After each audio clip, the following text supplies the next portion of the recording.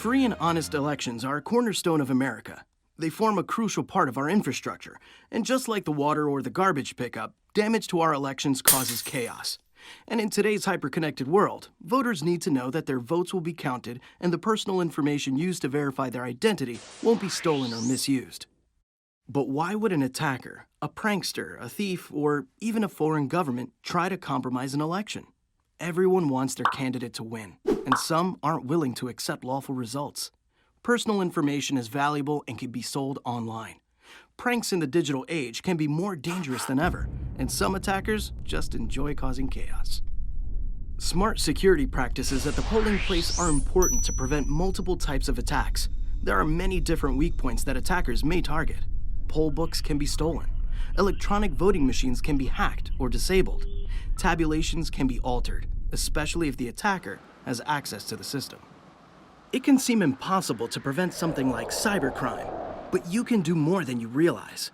Common sense and knowing emergency procedures are your best weapons. Now let's take a closer look at some election security safety tips. Be familiar with your state's regulations for accepting and checking ID, registering voters on site, and referring lost voters to their correct polling place. It's important to know the rules surrounding poll watchers in your state, including the procedures for recording their IDs and what you can expect from their visits. Your polling place may get a visit from journalists.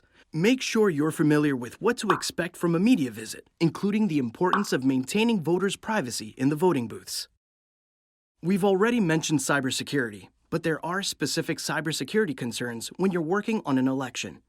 Social engineering is a term for lying or impersonation. In a polling station, a social engineer might ask for network access just for a minute, or pretend to be a maintenance worker in order to access the voting machines. Phishing, a type of attack where someone sends a phony message to trick people into handing over valuable information, is a form of social engineering. Hacking is the use of technology to subvert other technology, such as inserting computer viruses or breaking someone's password. The best way to prevent hacking in a poll station is to restrict access to the network, computers, and sensitive documentation. There are many ways voting systems can be tampered with. You may already be familiar with dangers like theft, voter impersonation, and repeat voting. When you're working at a polling place, it's important to be aware of what your responsibilities are and what sort of tactics criminals might use. Confirm who has access to what equipment and areas, and don't be afraid to ask questions. Protect your computer equipment with strong passwords. If a computer virus gets access to your systems, it will spread as quickly as a real virus.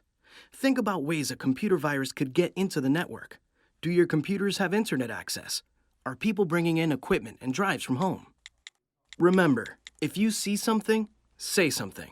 Know your reporting procedures and who to talk to if you suspect a problem. Be familiar with contingency plans and ready for them. When serving as a poll worker or judge of election, you serve as a safeguard for democracy. Protecting elections protects not just the nation, but the people who trust in and rely on that nation. By paying close attention to potential security concerns and using your common sense during an election, you'll be providing a vital check on danger and corruption.